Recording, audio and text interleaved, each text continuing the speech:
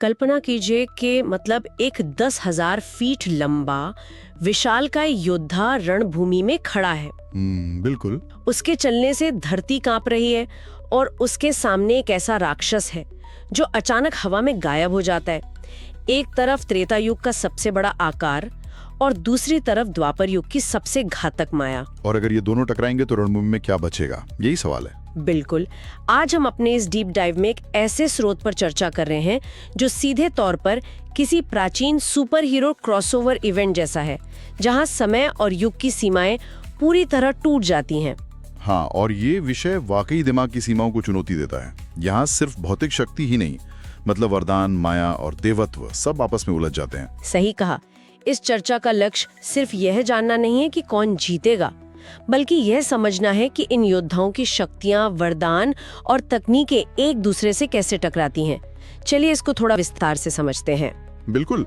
यहाँ सबसे हैरान करने वाली बात यह है कि दोनों युगों यानी त्रेता और द्वापर की परिस्थितियां एकदम अलग थीं। ये तुलना हमें बताती है कि शक्ति का असली रूप क्या है। तो शुरुआत करते हैं सबसे विशालकाय आकार और विनाशकारी शक्तियों वाले योद्धाओं से, कुंभकर्ण बनाम घटोत्कच। ये बहुत ही दिलचस्प मुकाबला है। स्रोत के मुताबिक कुंभकर्ण कोई साधारण राक्षस नहीं था। वो भगवान विष्णु के द्वारपाल विजय का अवतार था। उसकी ऊंचाई करीब 600 धनुष मतलब 10,000 फीट से भी ज्यादा बताई गई है। अरे बाप रे! हाँ, उसने बचपन में ही इंद्र को हरा दिया था। और दूसरी तरफ घटोत्कच, भीम का पुत्र, जो एक हाइब्रिड योद्धा था, मतलब इंसान और राक्षस का अनोखा मेल। और रात के वक्त तो उसकी ताकत कई गुना बढ़ जाती थी। बिल्कुल। उसने कौरवों की एक पूरी अक्षौहिणी सेना को अपने शरीर के नीचे दबा दिया था। अब अगर मैं इसे आज की भाषा में कहूं तो घटोत्कच एक स्टिल्थ फाइटर जेट की तरह है और कुंभकर्ण एक विशालकाय टैंक। हाँ, ये एनालॉजी एकदम सटीक बैठती है। तो मेरा सवाल ये है कि क्या घटोत्कच की जादुई माया, जो अदृश्य होने की ताकत है, वो कुंभकर्ण जैसे विशाल लक्ष्य को भ्रमित करके हरा नहीं देगी? देखिए, ये विरोधाभास सुनने में बहुत तार्किक लगता है, पर यहाँ मटेरियल स्ट्रेंथ यानी भौतिक घनत्व और स्टैमिना का खेल आता है। अच्छा, वो कैसे? स्रोत हमें याद दिलाता है कि कुंभकर्ण ने इंद्र का वज्र सहा था। हाँ। घटोत्कच का कोई भी मायावी अस्त्र वज्र से ज्यादा ताकतवर तो नहीं हो सकता है ना? ये तो सोचने वाली बात है। और यहाँ एक तकनीकी पहलू भी है। माया कोई असीमित शक्ति नहीं है, वो आखिरकार थक जाती है। शुरुआत में घटोत्कच अपनी माया से कुंभकर्ण को भ्रमित जरूर करेगा, लेकिन वो हमेशा गायब नहीं रह सकता। बिल्कुल। कुंभकर्ण की जन्मजात ऊर्जा उसे लगातार लड़ते रहने की क्षमता देती है। जैसे ही थका हुआ घटोत्कच एक पल के लिए भी कुंभकर्ण की पकड़ में आएगा, युद्ध वहीं समाप्त हो जाएगा। कुंभकर्ण की ही जीत होगी। ओहो, मतलब माया की भी अपनी एक एक्सपायरी डेट होती है रणभूमि में। बिल्कुल सही कहा। तो माया और अदृश्यता की बात हो ही रही है, तो चलिए रामायण के सबसे मायावी योद्धा और महाभारत के सबसे रहस्यमयी वीर की तुलना करते हैं। आप मेघनाद और बर्बरीक की बात कर रही हैं ना? एकदम सही। मेघनाद जो बादलों में छिपकर लड़ता था, उसके पास त्रिदेवों के तीनों प्रमुख अस्त्र थे, ब्रह्मास्त्र, पाशुपतास्त्र और वैष्णवास्त्र। हाँ, और दूसरी तरफ बर्बरीक, जिसके पास भगवान शिव के दिए हुए सिर्फ 3 बाण थे। वही बर्बरीक ना, जिनकी परीक्षा श्री कृष्ण ने एक पीपल के पत्ते वाले प्रसंग में ली थी। बिल्कुल, जहां उनका एक बाण सारे पत्तों को भेद देता है। पर यहाँ मुझे एक बहुत बड़ा डाउट है। अगर एक योद्धा मतलब मेघनाद दिखाई नहीं दे रहा है, तो दूसरा उस पर निशाना कैसे लगाएगा? अगर हम इसको आधुनिक तकनीक के नजरिए से देखें तो बर्बरीक के बाणों को आप ऑटोमेटेड हीट सीकिंग मिसाइल मान सकती हैं। अरे वाह, मतलब वो खुद अपना टारगेट ढूंढ लेते हैं। हाँ, उन्हें लक्ष्य को आंखों से देखने की जरूरत नहीं होती। वो दुश्मन की ऊर्जा को ढूंढकर उसे नष्ट करते हैं। कमाल है। मेघनाद को बादलों में छिपकर अस्त्र निकालने और उसे चलाने के लिए थोड़ा समय तो चाहिए, जबकि बर्बरीक का हमला पलक झपकते होता है। इसलिए यहाँ बर्बरीक की जीत निश्चित है। तो जब माया और अस्त्रों की बात खत्म होती है, तब वरदान और तकनीकी ज्ञान का महत्व सामने आता है। क्या सिर्फ एक वरदान आपको अजय बना सकता है? चलिए भीष्म बनाम रावण को देखते हैं। ये बहुत ही कॉन्ट्रास्टिंग जोड़ी है। एक तरफ रावण, जिसने कैलाश पर्वत उठा लिया था, और उसे ब्रह्मा जी से वरदान था कि कोई देव या दानव उसे नहीं मार सकता। पर उसने इंसानों को पूरी तरह इग्नोर कर दिया। हाँ, उसने सोचा इंसान उसका क्या ही बिगाड़ लेंगे। और दूसरी तरफ भीष्म, जो अष्टवसु के अवतार और गंगा पुत्र थे, उनके पास इच्छा मृत्यु थी। पर फिर भी रावण जैसा दानव राज, जिसके पास इतनी माया है, इतनी ब्रूट फोर्स है, उसे एक इंसान कैसे हरा सकता है? अगर हम इसे बड़े पैमाने पर देखें तो रावण के वरदान का जो लूपहोल था वही उसकी सबसे बड़ी कमजोरी थी। तकनीकी रूप से भीष्म एक मानव थे। ओहो, मतलब वरदान वाला शील्ड उनके सामने काम ही नहीं करेगा। बिल्कुल। और भीष्म के पास प्रस्वापास्त्र नाम का एक गुप्त हथियार था। ये बिना खून बहाए सामने वाले को गहरी नींद में सुला देता है। क्या बात कर रहे हैं? हाँ, रावण की सारी माया और गर्जनाएं धरी की धरी रह जाएंगी और भीष्म अपनी तकनीक से उसे सुला देंगे। यहाँ भीष्म की जीत होगी। एक शोर मचाने वाले अहंकार को अनुशासन ने शांत कर दिया। बहुत ही बढ़िया।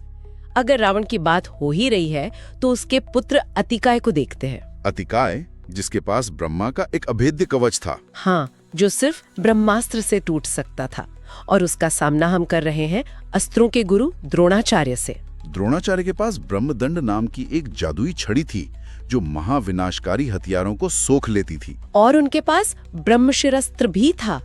ये मुकाबला तो पूरी तरह से ब्रूट फोर्स बनाम एनसाइक्लोपीडिया ऑफ वेपन्स लग रहा है। एकदम सही।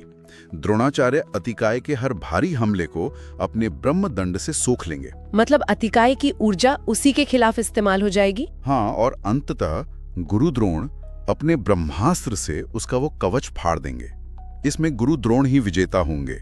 तो अस्त्रों के ज्ञान से हटकर अब बात करते हैं शारीरिक संतुलन और मल्ल युद्ध की, जहां दोनों युगों का अंतर और भी स्पष्ट होगा। अंगद बनाम दुर्योधन। दुर्योधन का ऊपरी शरीर पाताल के राक्षसों के आशीर्वाद से वज्र का था, पर उसकी जांघें कमजोर थीं।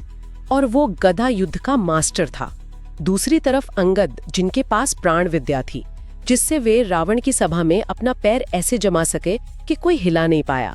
हाँ, और उनकी हड्डियों में इंद्र के वज्र का अंश था। पर देखिए, दुर्योधन का शरीर तो अभेद्य था। क्या ये एक तेज तर्रार मार्शल आर्टिस्ट का भारी भरकम आर्मर्ड नाइट से टकराने जैसा नहीं है? अंगद उसे कैसे हराएंगे? यही तो प्राण विद्या काम आती है। अंगद अपनी विद्या से अपने पैरों को जमीन में पूरी तरह जमा लेंगे। मतलब वो अपना बैलेंस नहीं खोएंगे। बिल्कुल। दुर्योधन की रक्षा मजबूत थी, लेकिन अंगद का कोई भी अंग कमजोर नहीं था। अंगद अपनी फुर्ती और अपनी पूंछ का इस्तेमाल करके दुर्योधन को जकड़कर गिरा देंगे। यहाँ अंगद विजेता होंगे। यहाँ कहानी सबसे ज्यादा दिलचस्प हो जाती है। जब शारीरिक बल की बात हो रही है तो दोनों युगों के सबसे बड़े बाहुबलियों को हम कैसे भूल सकते हैं? आप जामवंत और भीम की बात कर रही हैं, है ना? हाँ, भीम के पास नागलोक के रस से 10,000 हाथियों का बल था। और जामवंत ब्रह्मा जी के मानस पुत्र थे। स्रोत के अनुसार उनके पास 1 करोड़ सिंहों का बल था। 1 करोड़ सिंह? पर भीम तो महान योद्धा थे। उनकी गदा का पराक्रम तो सब जानते हैं। हाँ, भीम महान है, पर यहाँ युगों का अंतर समझना होगा। त्रेता युग की प्राण शक्ति बहुत सघन थी। जामवंत त्रेता युग में करीब 30 फीट के थे, जबकि भीम द्वापर युग में लगभग 12 फीट के। अरे बाप रे, ये तो आकार का बहुत बड़ा अंतर हो गया। हाँ, और याद है ना, भीम अपने पूरे बल के बावजूद हनुमान जी की पूंछ नहीं हिला सके थे। और जामवंत ने तो श्री कृष्ण से लगातार 28 दिन तक युद्ध किया था। भीम महान जरूर हैं, लेकिन जामवंत एक अलग ही स्तर पर हैं। जामवंत की जीत पक्की है। युगों का ये अंतर वाकई हैरान करने वाला है। अब उन योद्धाओं पर आते हैं जिनकी शक्तियां सीधे देवताओं के अवतारों या विशेष शापों से जुड़ी थीं। लक्ष्मण बनाम अर्जुन। दोनों ही अपने समय के सर्वश्रेष्ठ योद्धा। लक्ष्मण शेषनाग के अवतार हैं, जो 14 वर्ष तक नहीं सोए। दूसरी तरफ अर्जुन नर ऋषि के अवतार हैं, सव्यसाची हैं, मतलब दोनों हाथों से तीर चला सकते हैं। और अर्जुन ने अपनी युद्ध कला कड़ी मेहनत से अर्जित की है। अर्जुन महान धनुर्धर हैं और उनके पास पाशुपतास्त्र भी है। क्या लक्ष्मण उन्हें हरा सकते हैं? सीधे युद्ध में अगर देखा जाए तो लक्ष्मण का 14 साल का तप और शेषनाग का अवतान होना उन्हें बहुत भारी बनाता है। उनकी आंतरिक ऊर्जा को भेदना लगभग असंभव है। तो मतलब लक्ष्मण जीतेंगे? अगर ये सीधा टकराव है तो हाँ, लेकिन अगर इसमें रणनीति और परिस्थितियां शामिल हों और अर्जुन को सही मार्गदर्शन मिले तो अर्जुन बाजी पलट सकते हैं। ये बहुत ही संतुलित विश्लेषण है। दोनों युगों के दो ऐसे योद्धा जिन्हें अक्सर उनके मुख्य भाइयों के साये में देखा जाता है, भरत बनाम कर्ण। ये बहुत ही गहरी तुलना है। भरत ने 3 करोड़ गंधर्वों को समवर्त अस्त्र से मारा था और वे सुदर्शन चक्र के अवतार हैं, जबकि कर्ण महान होने के बावजूद शापित थे और उन्हें गंधर्वों से हार का सामना करना पड़ा था। यहीं पर हमें जवाब मिल जाता है। ये गंधर्वों वाला बेंचमार्क एकदम स्पष्ट करता है कि भरत का स्तर कर्ण से कहीं अधिक व्यापक और देवीय था। जिन गंधर्वों ने कर्ण को पीछे हटने पर मजबूर किया, वैसे 3 करोड़ गंधर्वों को भरत ने हरा दिया। तो इसमें कोई शक नहीं कि भरत की जीत होगी। बिल्कुल साफ है। अब आते हैं हनुमान जी बनाम बलराम जी पर। हनुमान जी अष्ट सिद्धियों के स्वामी हैं और अमर हैं। और बलराम जी स्वयं शेषनाग के अवतार है। उनका हल संवर्तक इतना शक्तिशाली है कि वो गुरुत्वाकर्षण को प्रभावित कर सकता है। हाँ, उन्होंने तो पूरा हस्तिनापुरी खींचने का प्रयास किया था। तो मेरा सवाल ये है, बलराम जी तो स्वयं सृष्टि को धारण करने वाले हैं, तो क्या उनके हल के गुरुत्वाकर्षण के सामने हनुमान जी टिक पाएंगे? देखिए, बलराम जी की आक्रामक शक्ति अपार है। उनका हल कुछ भी खींच सकता है, लेकिन हनुमान जी की रक्षात्मक शक्ति और गति असीमित है। मतलब उनकी अष्ट सिद्धियां काम आएंगे? बिल्कुल। वो अपने शरीर को हवा से भी हल्का कर सकते हैं या पहाड़ से भी भारी। और सबसे बड़ी बात, हनुमान जी को देवताओं से अभयदान प्राप्त है। कोई भी अस्त्र उन्हें नुकसान नहीं पहुंचा सकता। इस युद्ध में हनुमान जी का पलड़ा ही भारी है। और अब वो मुकाबला जिसका विचार ही रोंगटे खड़े कर देता है। अगर वे शक्तियां ही आपस में टकरा जाएं, जो धर्म की रक्षा के लिए इन सब योद्धाओं का मार्गदर्शन कर रही थी। श्री राम बनाम श्री कृष्ण। श्री राम मर्यादा पुरुषोत्तम हैं, हमेशा नियमों के भीतर लड़ते हैं।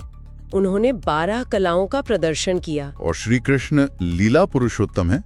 वो धर्म के लिए नियमों को बदल सकते हैं और वो 16 कलाओं से पूर्ण है। गीता में कृष्ण स्वयं कहते हैं कि शस्त्रधारियों में मैं राम हूँ। और हमने वो प्रसंग भी देखा है जहाँ परशुराम और राम आमने सामने आते हैं, पर अवतार एक दूसरे से नहीं लड़ते। तो आखिर इन सब का मतलब क्या निकलता है? मतलब बहुत साफ है, ये युद्ध कभी जीत हार के लिए होगा ही नहीं। राम मार्ग है जिस पर हमें चलना है, और कृष्ण लक्ष्य है जहां हमें पहुंचना है। बहुत खूब। अगर ये शक्तियां कभी आमने सामने आई भी, तो ये युद्ध एक दिव्य एकता में बदल जाएगा। कोई टकराव नहीं होगा, सिर्फ विलय होगा। सच में इस पूरे विश्लेषण ने हमें बता दिया कि असली जीत किसी एक व्यक्ति की नहीं, बल्कि धर्म, सत्य और प्रेम की ही होती है। बिल्कुल। हथियार और वरदान तो सिर्फ साधन मात्र हैं। सुनने वालों के लिए एक विचारणीय बात छोड़कर जाना चाहूंगी। क्या ये सभी युद्ध और योद्धा सिर्फ बाहरी इतिहास का हिस्सा है? ये बहुत गहरा सवाल है। या फिर ये रामायण और महाभारत के महायुद्ध हमारे अपने मन के भीतर चल रहे संघर्ष का प्रतीक है? क्या हमारे भीतर का अनुशासन यानी भीष्म हमारे अहंकार यानी रावण से नहीं टकराता? बिल्कुल टकराता है। हर इंसान के भीतर कुरुक्षेत्र और लंका दोनों हैं। इस पर विचार जरूर कीजिएगा। आज तो हमने देखा कि कैसे रामायण और महाभारत के योद्धाओं के बीच चौंकाने वाले नतीजे सामने आए। पर रुकिए, कहानी अभी खत्म नहीं हुई है। जी हाँ, क्योंकि अब शुरू होने वाले हैं और भी ज्यादा दिमाग हिला देने वाले मुकाबले। और इस बार बात सिर्फ ताकत की नहीं होगी। यहाँ बुद्धि, वरदान और किस्मत, ये सब मिलकर तय करेंगे कि कौन जीतेगा। तो चलिए शुरुआत करते हैं हमारे पहले महामुकाबले से। ये टक्कर है गुरु और शिष्य के बीच। एक तरफ है महान गुरु भगवान परशुराम और दूसरी तरफ उन्हीं के सबसे काबिल लेकिन श्रापित शिष्य कर्ण। सोचिए जरा, एक तरफ है भगवान परशुराम, वो ब्राह्मण योद्धा जिन्होंने इस धरती को 21 बार क्षत्रियों से खाली कर दिया था, जिन्हें ब्रह्मांड के हर अस्त्र का ज्ञान था। और दूसरी तरफ उन्हीं का अपना होनहार शिष्य कर्ण, जो महाभारत के सबसे बड़े और तेजस्वी योद्धाओं में से एक था। और यहीं आता है इस लड़ाई का सबसे बड़ा ट्विस्ट। ये था परशुराम का अपना ही श्राप। देखिए, जब उन्हें पता चला कि कर्ण असल में एक क्षत्रिय है, तो उन्होंने उसे श्राप दे दिया कि जब उसे अपने ज्ञान की सबसे ज्यादा जरूरत होगी, उसी निर्णायक पल में वो सब कुछ भूल जाएगा। मतलब गुरु का दिया ज्ञान ही शिष्य की हार का कारण बन गया। तो अगर ये युद्ध सच में होता तो क्या होता? शुरुआत में तो कर्ण जबरदस्त टक्कर देता, कोई शक नहीं। लेकिन जैसे ही वो आखिरी निर्णायक पल आता, परशुराम का श्राप काम कर जाता। कर्ण की याददाश्त धोखा दे जाती और बस परशुराम की जीत पक्की हो जाती। अच्छा, गुरु शिष्य के इस टकराव के बाद अब बात करते हैं एक ऐसे मुकाबले की जहां सिद्धांत और प्रतिज्ञा आमने सामने हैं। एक तरफ है धर्म के साक्षात अवतार श्री राम और दूसरी तरफ अपनी अटूट प्रतिज्ञा के प्रतीक भीष्म पितामह। एक तरफ है मर्यादा पुरुषोत्तम श्री राम, जिनके बाण कभी अपने लक्ष्य से नहीं चूकते, और दूसरी तरफ है भीष्म, जिन्हें इच्छा मृत्यु का वो अनोखा वरदान मिला था। तो ये सिर्फ हथियारों का युद्ध नहीं होता, ये होता संकल्प का युद्ध। और यही बात इस युद्ध को इतना दिलचस्प बनाती है। सोचिए, श्री राम के सबसे शक्तिशाली दिव्य अस्त्र भीष्म को घायल तो कर सकते थे, पर उन्हें हरा नहीं सकते थे। क्यों? क्योंकि भीष्म को तब तक नहीं हराया जा सकता था जब तक वो खुद मृत्यु को स्वीकार ना कर लें। तो फिर इसका नतीजा क्या निकलता? देखिए, ये लड़ाई किसी की हार जीत से खत्म नहीं होती, ये एक बहुत लंबा युद्ध होता। लेकिन आखिर में भीष्म खुद अपनी हार मान लेते, क्योंकि वो कुछ भी कर सकते थे, पर धर्म के खिलाफ कभी नहीं जा सकते थे। चलिए अब आते हैं एक ऐसे मुकाबले पर जो शायद सबसे ज्यादा खतरनाक है। ये टक्कर है दो अमरों के बीच। एक तरफ है श्रापित योद्धा अश्वत्थामा और दूसरी तरफ है दिव्य भक्त हनुमान जी। अश्वत्थामा के पास ब्रह्मास्त्र जैसी विनाशकारी शक्तियां तो हैं, लेकिन उसके मन में हमेशा एक बेचैनी है, एक अशांति है श्राप के कारण। और वहीं दूसरी तरफ है हनुमान जी, शांत, संयमित और उनकी शक्ति की तो कोई सीमा ही नहीं है। तो अगर ये दोनों आमने सामने आते तो अश्वत्थामा अपने पूरे क्रोध से विनाश फैलाता, लेकिन उसके हर प्रहार, हर विनाश का सामना होता हनुमान जी की अटूट शक्ति और सहनशीलता से। तो इस मुकाबले का नतीजा एकदम साफ है ना? हनुमान जी की शांत दिव्य शक्ति और उनका संयम श्राप से पीड़ित और बेचैन अश्वत्थामा पर यकीनन भारी पड़ता। जीत हनुमान जी की ही होती। अमर योद्धाओं के जबरदस्त टकराव के बाद अब एक ऐसी युद्ध की बात करते हैं जो हथियारों से कम और दिमाग से ज्यादा लड़ा जाता। ये मुकाबला है रणनीति का, कृष्ण बनाम कर्ण। हाँ, हम जानते हैं कि कर्ण एक सीधी लड़ाई में किसी को भी हरा सकता था, वो बहुत विनाशकारी था। लेकिन कृष्ण, वो कभी सीधी लड़ाई लड़ते ही नहीं थे। वो तो युद्ध के मैदान में आने से पहले ही अपनी बुद्धि से पूरी बाजी पलट देते थे। तो इस मुकाबले का नतीजा भी बिल्कुल साफ है। कृष्ण अपनी शानदार बुद्धि और दिव्य रणनीति का इस्तेमाल करके कर्ण को हरा देते। क्योंकि देखिए, सच्ची रणनीति के आगे बड़े से बड़ा योद्धा भी झुक जाता है। चलिए अब एक और मजेदार मुकाबले की कल्पना करते हैं। सोचिए क्या हो जब 1000 हाथियों का बल टकराए 10 सिर वाली मायावी बुद्धि से। जी हाँ, मुकाबला है भीम और रावण के बीच। बिल्कुल अलग तरह की ताकतें हैं दोनों की। भीम की शक्ति उनके शरीर में है, 1000 हाथियों का बल। वहीं रावण की शक्ति उसके दिमाग में है, उसका विशाल ज्ञान और उसकी मायावी शक्तियां। तो अगर ये लड़ाई होती तो शुरुआत में भीम अपनी ताकत के दम पर रावण पर हावी हो जाते, लेकिन रावण अपनी चालाकी, अपनी माया का जाल बिछाकर धीरे धीरे पूरे युद्ध का रुख ही पलट देता और आखिर में दिमागी ताकत, शारीरिक बल पर काबू पा लेती। और अब हम उस टकराव की बात करेंगे जो सच में हमारी कल्पना से भी परे है। भगवान शिव बनाम भगवान कृष्ण। एक तरफ संहार के देवता भगवान शिव, दूसरी तरफ पालनहार और दिव्य लीला के स्वामी भगवान कृष्ण। दोनों ही अनंत हैं, दोनों ही सर्वशक्तिमान। एक अंत है तो दूसरे निरंतरता। तो इसका नतीजा क्या होगा? सच तो ये है कि ये युद्ध कभी हो ही नहीं सकता। क्यों? क्योंकि ये कोई मुकाबला है ही नहीं। ये तो एक ही परम सत्य के दो अलग अलग रूप हैं। तो दोस्तों, इन सभी काल्पनिक लड़ाइयों से हमें क्या सीखना चाहिए? देखिए, ये सारी मुकाबले सिर्फ एक सोच है, एक कल्पना। इसका मकसद किसी को कम या ज्यादा दिखाना बिल्कुल नहीं है, बल्कि इन महान किरदारों की शक्तियों को और गहराई से समझना है। क्योंकि असली सत्य तो एक ही है।